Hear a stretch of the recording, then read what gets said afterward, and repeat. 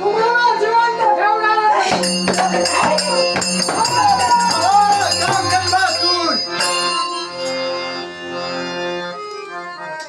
दैवी तेज आणि या काळा गुप्ताचा राज अति कारागृहाचा भेद करून हे दैवी तेज हा राजकर्ता तुमच्या चरणाची आशीर्वाद. हे धर्मासूर, हे कोणतं कृत्य तू चालवलेलं आहे? ना परिचय ना ओळख.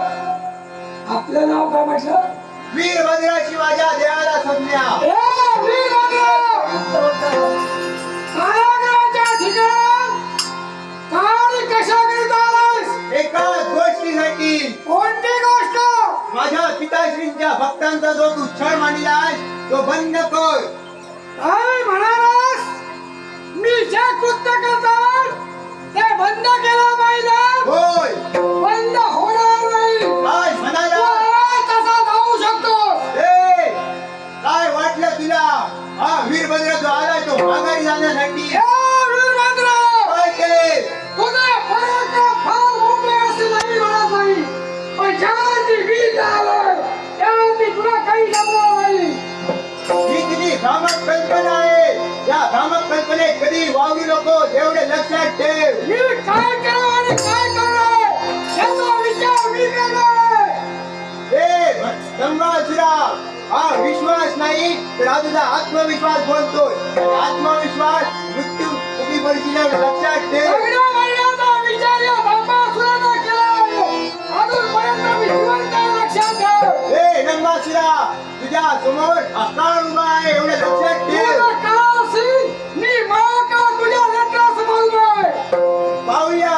एवढा आत्मविश्वास तुला येण्याचा पाहूया. आयुष्य मोहराया.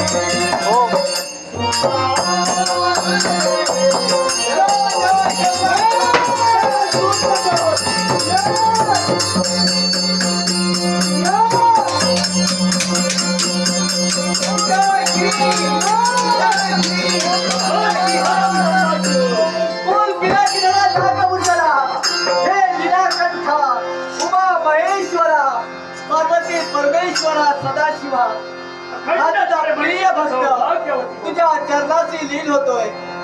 आहे शिवाणी मंगल शपरेचा भाविनता हा देव तुमच्या समोर आहे. जागा बदलली. अरे तू इथं, मी इथं नसलो. तुझी जागा बदल, माझी बदलणार नाही. अंबासू, काय झालं? त्यावेळी मी तुला वरदान दिलं होतं, त्याच वेळी तुला सांगितलं होतं